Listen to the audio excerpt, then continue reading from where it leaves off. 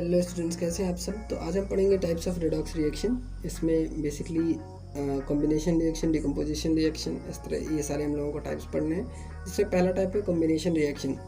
So a combination reaction may be denoted in a manner. इसको हम लोग किस तरह से डिनोट कर सकते हैं कॉम्बिनेशन रिएक्शन को, कि जब दो elements like a plus b, जब ये दोनों आपस में जुड़ते हैं और एक नए कंपाउंड का फॉर्मेशन करते हैं सी, तो ये होता है कॉम्बिनेशन रिएक्शन। नाम से ही पता चल रहा है कॉम्बिनेशन यानी कि कंबाइन हो रहे हैं, ठीक है।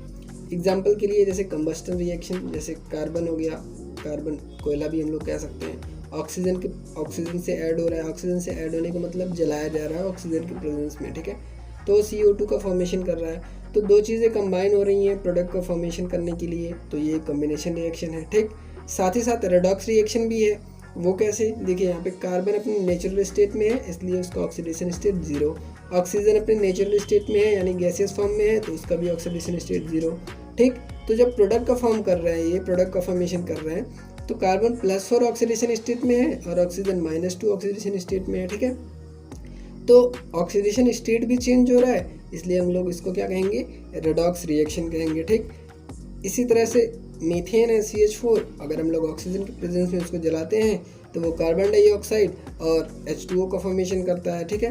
तो यहाँ पे देखिए दो चीज़ें कंबाइन हो रही हैं, तो ये कॉम्बिनेशन रिएक्शन है और प्रोडक्ट का फॉर्मेशन कर रहे हैं, ठीक। साथ ही साथ कार्बन जो है वो -4 से +4 में जा रहा है, ऑक्सीजन 0 से -2 में जा रहा है, ठीक। तो ये है आपका, इसमें आपका कह सकते हैं हम लोग रेडॉक्स रिएक्शन भी है, ठीक है। और ये जो मैंने लिखा है 0, -2, +4, ये बेसिकली अगर आपको ना समझ में आया तो आप प्रीवियस लेक्चर्स देखिए, उसमें मैंने बताया है कैसे किसी भी एलिमेंट का ऑक्सीडेशन स्टेट फाइंड करते हैं, बहुत ही ईजी है, ठीक। तो ये था कॉम्बिनेशन रिएक्शन। अब हम लोग आगे बढ़ते हैं, दूसरा जो टाइप है वो है डिकम्पोजिशन रिएक्शन। डिकम्पोजिशन रिएक्शन में क्या है, this reaction is opposite of combination reaction. ये जस्ट अपोजिट होता है कॉम्बिनेशन रिएक्शन के। कैसे, सिंपली अगर हम लोग समझना चाहें तो कॉम्बिनेशन रिएक्शन में क्या होता है, ऐसे दो एलिमेंट्स आपस में कंबाइन होते हैं और एक प्रोडक्ट का फॉर्मेशन करते हैं, ठीक है।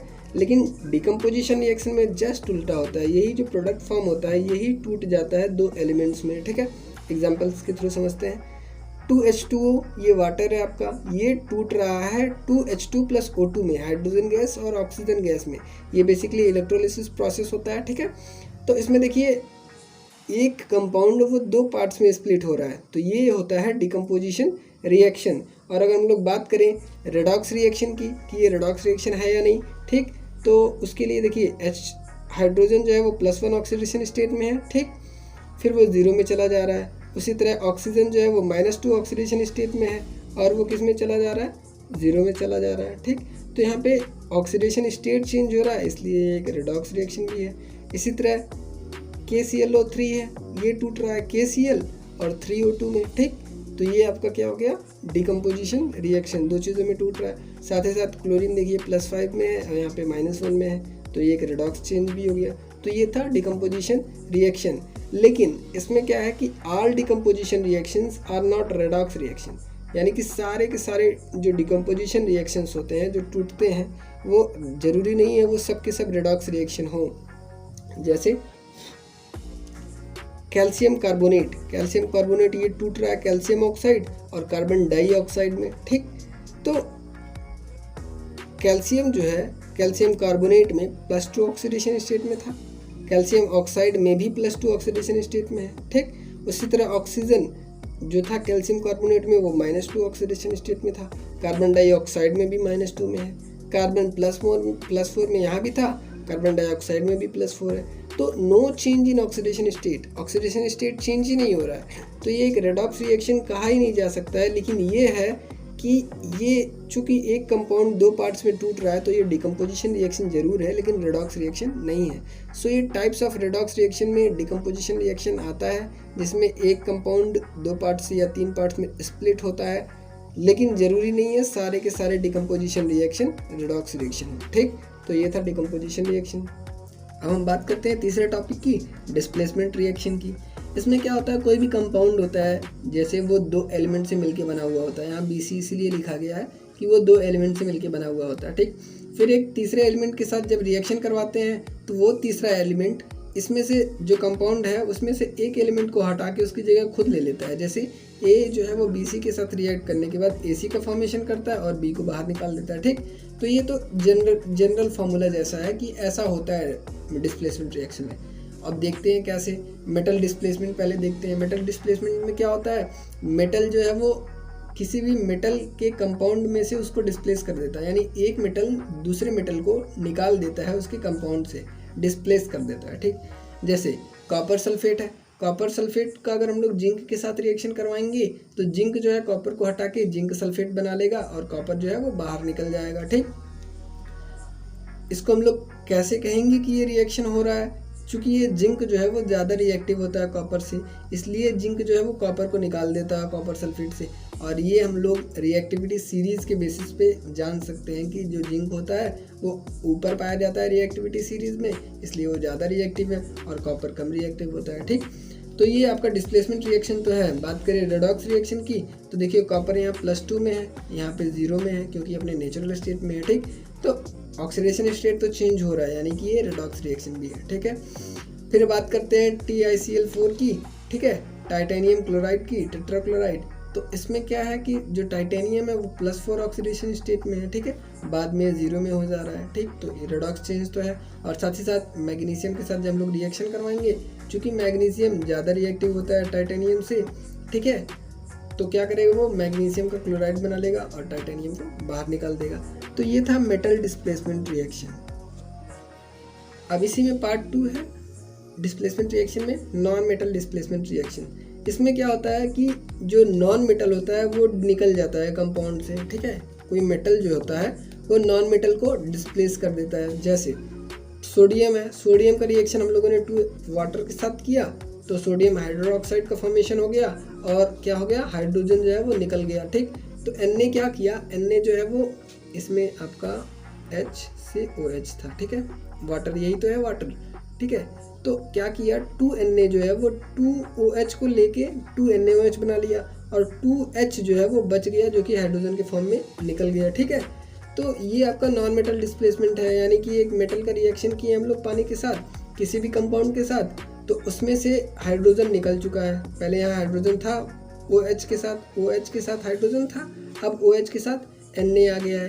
तो N ने क्या किया, हाइड्रोजन को डिस्प्लेस कर दिया। तो ये एक आपका नॉन मेटल डिस्प्लेसमेंट रिएक्शन हुआ जिसमें एक नॉन मेटल डिस्प्लेस हो रहा है, ठीक है, और इसके पहले वाले में मेटल डिस्प्लेस हो रहा था। इसी तरह कैल्शियम का अगर हम लोग 2H2O के साथ रिएक्शन करवाएंगे तो वो कैल्शियम हाइड्रोक्साइड का फॉर्मेशन करेगा और H2 निकालेगा, ठीक है, हाइड्रोजन डिस्प्लेस कर देगा। अब हाइड्रोजन कहाँ से डिस्प्लेस हुआ, H2O में से, ठीक।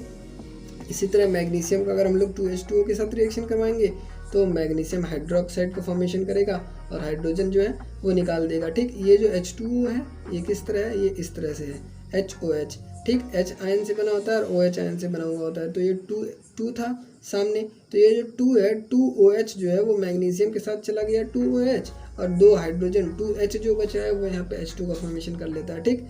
इसी तरह आपका जिंक है, जिंक का अगर हम लोग HCl के साथ रिएक्शन करवाएंगे तो वो ZnCl2 का फॉर्मेशन करता है और 2 हाइड्रोजन जो बचता है इसमें का हाइड्रोजन क्लोराइड में कि वो H2 का फॉर्मेशन कर लेता है, ठीक है। तो ये जो रिएक्शन है Zn+2HCl used to prepare dihydrogen gas in laboratory, ठीक है।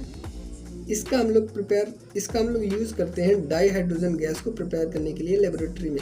जब लैब में हम लोगों को हाइड्रोजन गैस की ज़रूरत होती है तो सिंपली हम लोग जिंक मेटल लेते हैं और HCl लेते हैं, जिंक को HCl में डाल देते हैं और हाइड्रोजन गैस निकलती है, उसको हम लोग इकट्ठा कर लेते हैं। तो ये बहुत इजी वे है हाइड्रोजन गैस की प्रोडक्शन के लिए और हम लोग लेबोरेटरी में यूज़ भी करते हैं इसका, ठीक। सो सिमिलरली अभी क्या आगे, similarly more reactive non metal displaces less reactive non metal. अभी तक हम लोग क्या पढ़े हैं इसमें, इस टॉपिक में अभी तक हमने पढ़ा कि जो मेटल है वो नॉन मेटल को डिस्प्लेस कर रहा है, लेकिन अब हम लोग देखेंगे कि more reactive non metal displaces less reactive non metal, यानी कि नॉन मेटल ही नॉन मेटल को डिस्प्लेस कर देता है, ठीक है।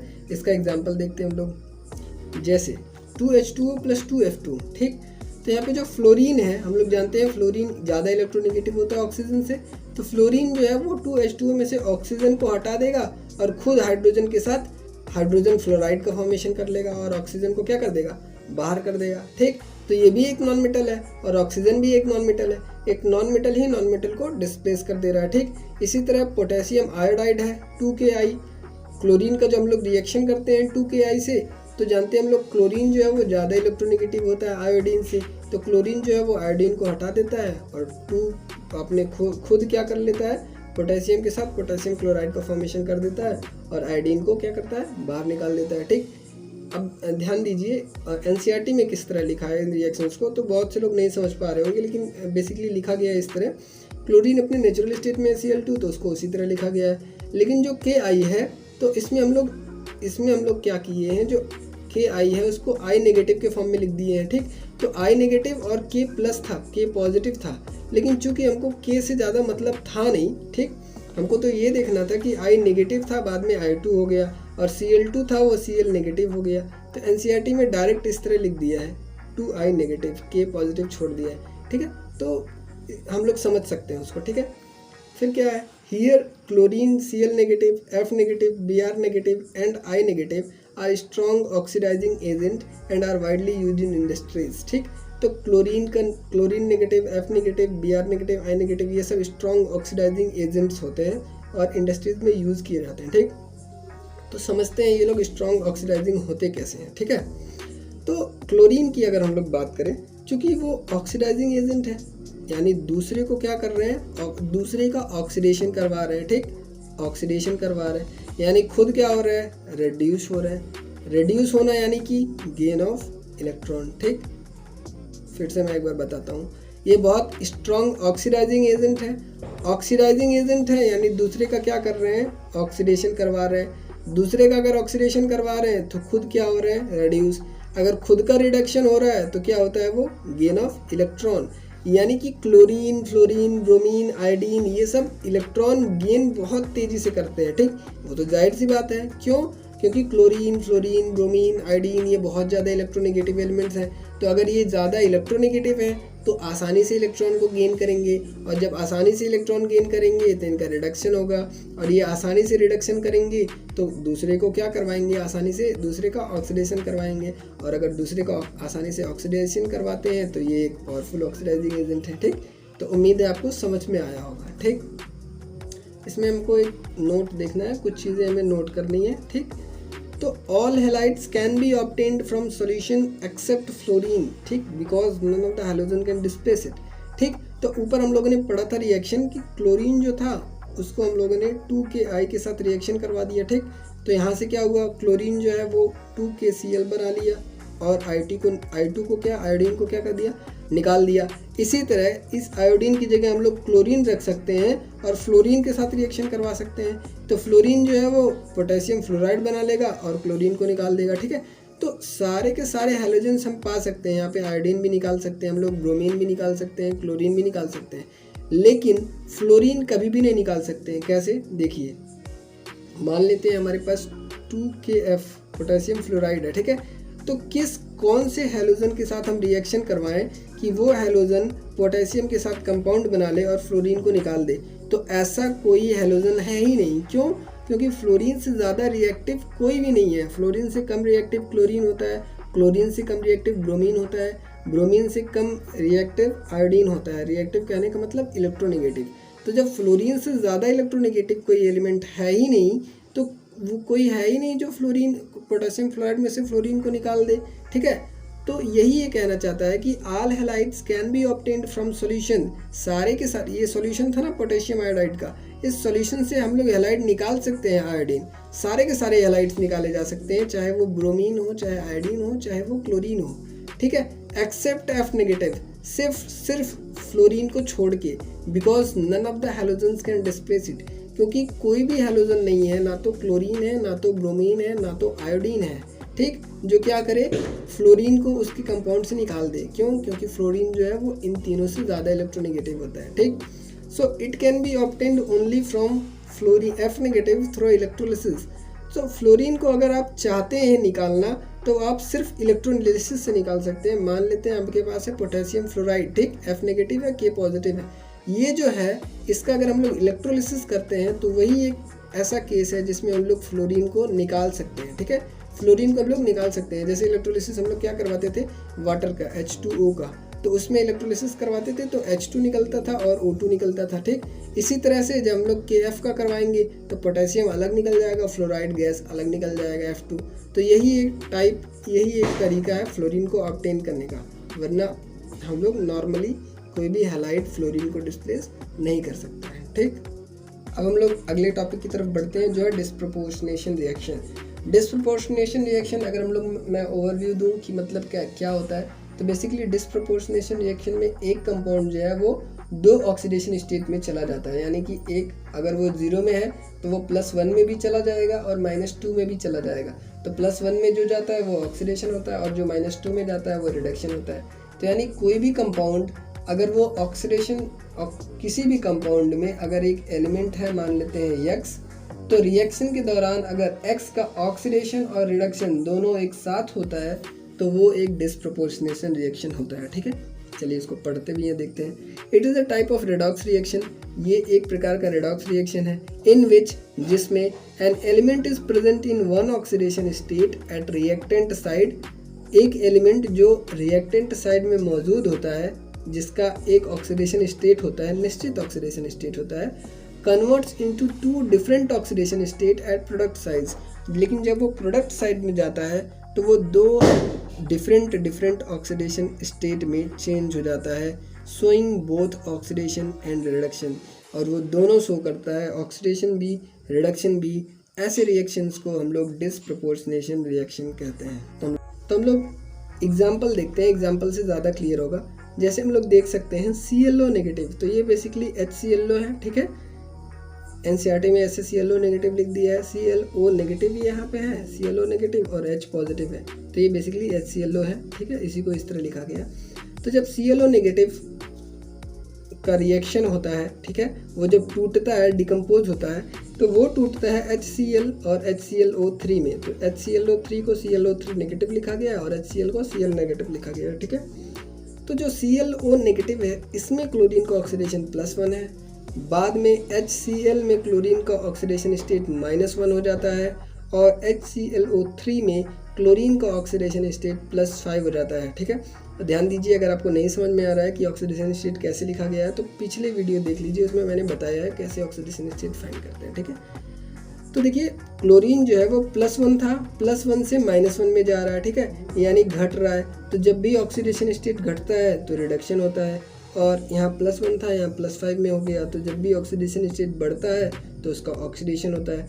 तो क्लोरीन का रिडक्शन भी हो रहा है और ऑक्सीडेशन भी हो रहा है, और जब भी किसी एलिमेंट का रिडक्शन और ऑक्सीडेशन दोनों साथ में होता है तो वो डिस्प्रोपोर्शनेशन रिएक्शन कहलाता है, ठीक। तो ये पहला एग्जाम्पल था।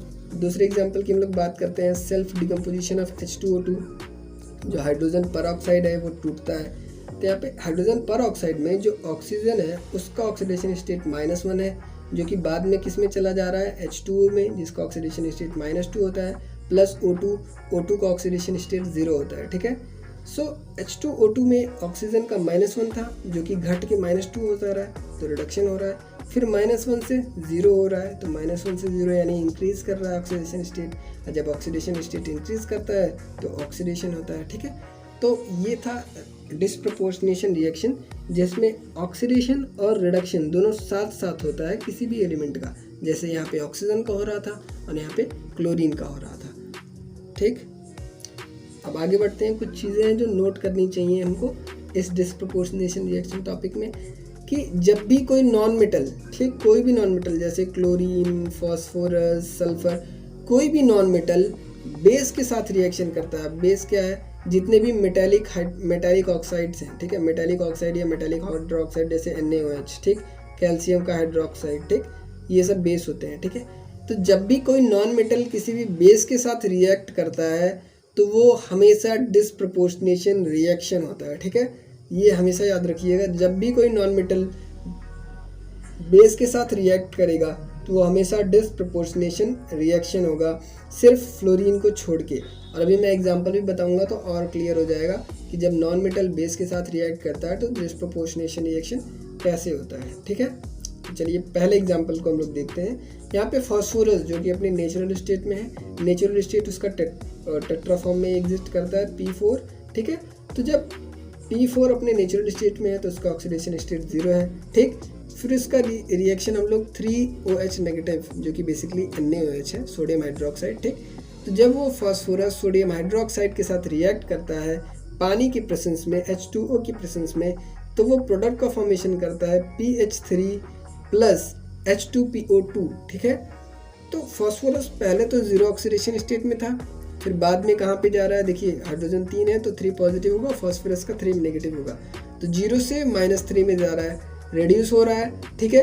रेड्यूस हो रहा है, जब भी आपका ऑक्सीडेशन स्टेट कम होता है, डिक्रीज होता है, तो रिडक्शन होता है, ठीक है। इसको इस तरह से भी समझ सकते हैं, पहले 0 था फिर -3 यानी कि गेन ऑफ इलेक्ट्रॉन हुआ होगा, तो जब गेन ऑफ इलेक्ट्रॉन होता है तो रिडक्शन होता है, ठीक है। फिर आगे बढ़ते हैं, वही फास्फोरस H2PO2 में +1 ऑक्सीडेशन स्टेट में है, तो 0 से +1 हो गया, ऑक्सीडेशन स्टेट इंक्रीज हो रहा है तो ऑक्सीडेशन होगा, ठीक है। तो रिडक्शन और ऑक्सीडेशन दोनों एक साथ हो रहा है फास्फोरस का, इसलिए ये एक डिस्प्रपोर्शनेशन रिएक्शन हो गया। ये एक एग्जांपल भी है आपका नॉन मेटल का, कैसे यहाँ पे फास्फोरस एक नॉन मेटल है जो कि एक बेस के साथ रिएक्ट कर रहा है, तो जनरली जब भी एक नॉन मेटल बेस के साथ रिएक्ट करता है तो वो डिस्प्रपोर्शनेशन रिएक्शन होता है। तो एग्ज़ाम में आप अगर आप समझ भी नहीं पा रहे हैं या फिर नहीं निकाल पा रहे हैं ऑक्सीडेशन स्टेट, तो आप हिंट के बेसिस पे भी कर सकते हैं कि अगर एक नॉन मेटल बेस के साथ रिएक्ट कर रहा है तो जाहिर सी बात है वो डिस्प्रपोर्शनेशन रिएक्शन ही होगा, इन द केस यहाँ पे अगर फ्लोरीन नहीं है तो, ठीक। अभी उसको हम लोग आगे देखेंगे। दूसरा एग्जाम्पल देखते हैं, Cl2 जो क्लोरीन है, ये भी एक नॉन मेटल है। क्लोरीन को हम लोग फिर से NaOH, जहाँ पे OH नेगेटिव लिखा गया है, फिर से हम लोग NaOH के साथ रिएक्ट करवा रहे हैं, ठीक है।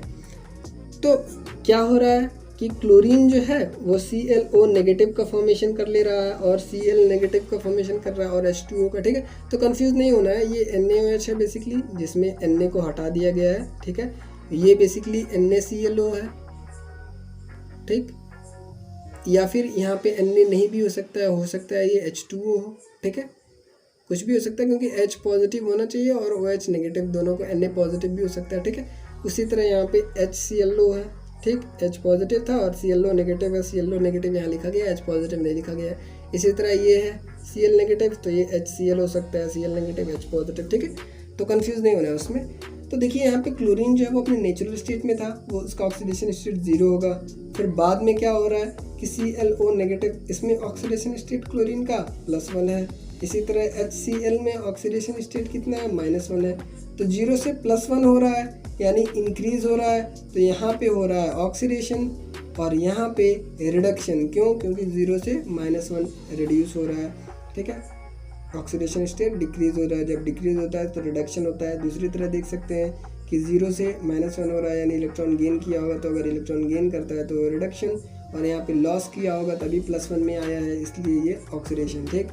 तो ये था आपका डिस्प्रपोर्शनेशन रिएक्शन में वो टॉपिक जिसमें हम लोग ने पढ़ा कि जब भी नॉन मेटल का रिएक्शन किसी भी बेस के साथ होता है तो वो हमेशा डिस्प्रपोर्शनेशन रिएक्शन होता है, जिसमें सिर्फ एक एक्सेप्शन है, वो है फ्लोरीन।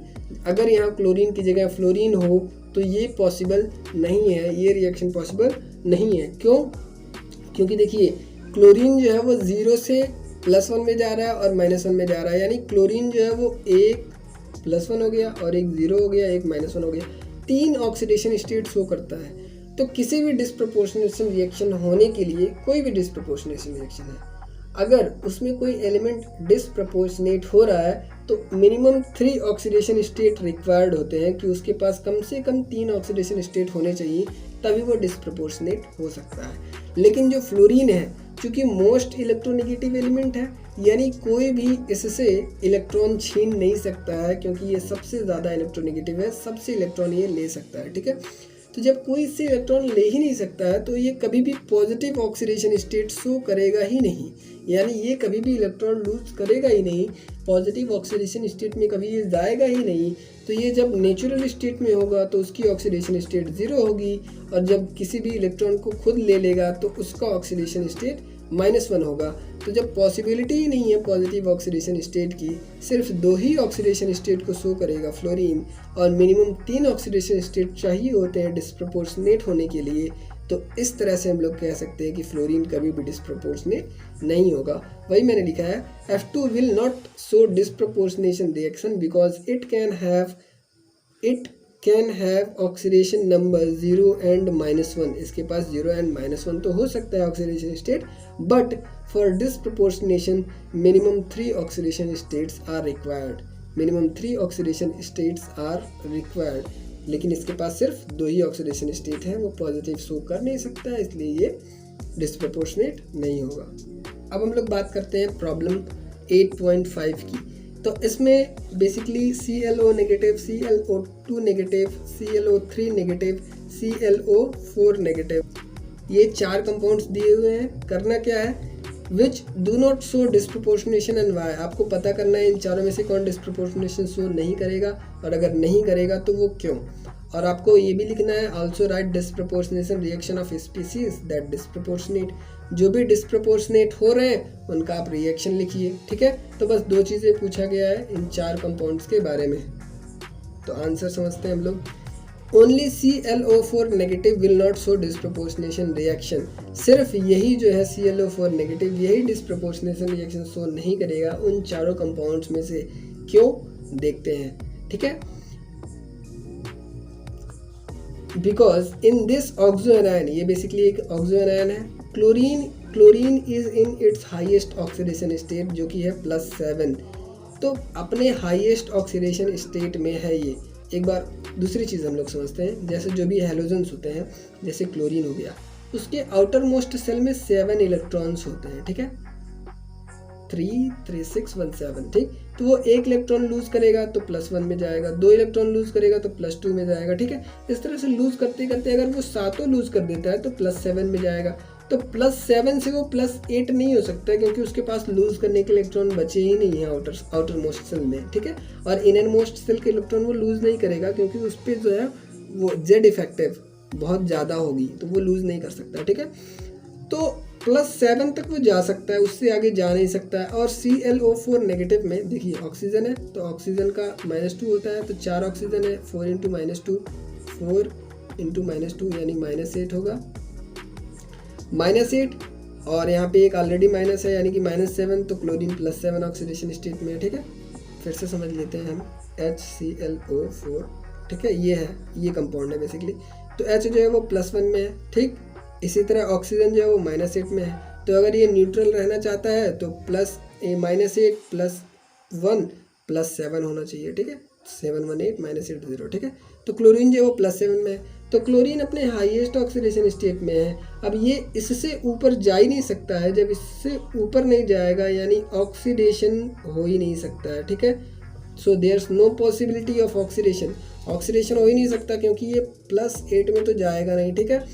तो रिडक्शन हो सकता है, लेकिन जब तक दोनों नहीं होगा तो डिस्प्रपोर्शनेशन रिएक्शन नहीं होगा। तो यही रीज़न है कि ClO4 नेगेटिव जो है वो डिस्प्रपोर्शनेट नहीं होगा, सिर्फ क्या हो सकता है, रिड्यूस हो सकता है, ठीक है। और बाकी रिएक्शन सारे के सारे डिस्प्रपोर्शनेशन रिएक्शन शो करेंगे। अब अगर वो डिस्प्रपोर्शनेशन रिएक्शन शो करते हैं तो चलिए लिख भी देते हैं हम लोग, ठीक है। क्या है, 3ClO नेगेटिव है, ये ClO नेगेटिव है, ये बेसिकली आपका HClO है, ठीक है, तो कंफ्यूज मत होइएगा। तो 3ClO नेगेटिव है, यहाँ पे क्लोरीन +1 ऑक्सीडेशन स्टेट में है, ये डिकम्पोज हो जाता है 2Cl नेगेटिव और ClO3 नेगेटिव में, जो कि -1 ऑक्सीडेशन स्टेट में है क्लोरीन यहाँ, और यहाँ पे +5 में है, ठीक है। तो +1 से -1, ठीक, डिक्रीज हो रहा है तो रिडक्शन, और यहाँ पे +1 से +5 इंक्रीज हो रहा है तो ऑक्सीडेशन, ठीक। तो इस तरह से हम लोग कह सकते हैं कि इसका जो है वो डिस्प्रपोर्शनेशन रिएक्शन हो रहा है। इसी तरह से ClO2 नेगेटिव है, जब ये H सनलाइट के प्रेजेंस में रखा जाता है तो ये ClO3 नेगेटिव और 2Cl नेगेटिव में टूट जाता है। तो यहाँ पे +3 में था क्लोरीन, यहाँ पे +5 में चला गया, यहाँ पे -1 में है। तो +3 ऑक्सीडेशन स्टेट से जब +5 ऑक्सीडेशन स्टेट में जाएगा तो ऑक्सीडेशन होगा, और +3 से जब -1 में जाएगा तो रिडक्शन होगा, ठीक। इसी तरह से 4ClO3 नेगेटिव भी है, +5 से क्लोरीन यहाँ -1 में जा रहा है, तो जब डिक्रीज होता है तो वो रिडक्शन होता है, ठीक। कैसे, देखिए +5 था यानी कि गेन ऑफ इलेक्ट्रॉन किया होगा तभी -1 आया होगा, ठीक। टोटल 6 इलेक्ट्रॉन वो गेन किया होगा, ठीक, तभी वो +5 से -1 में आया। तो जब गेन ऑफ इलेक्ट्रॉन होता है तो रिडक्शन। इसी तरह से +5 से +7 में जा रहा है तो वो ऑक्सीडेशन होगा, ठीक, क्योंकि वो +5 यानी 5 इलेक्ट्रॉन पहले से लूज़ किया था, अब 2 इलेक्ट्रॉन और लूज़ करना पड़ गया, तो लॉस ऑफ इलेक्ट्रॉन यानी कि ऑक्सीडेशन, ठीक। तो यहाँ पे डिस्प्रपोर्शनेशन रिएक्शन हो रहा है। हम लोग अगले प्रॉब्लम की बात करते हैं, problem 8.6, suggest schemes for classification of following reaction.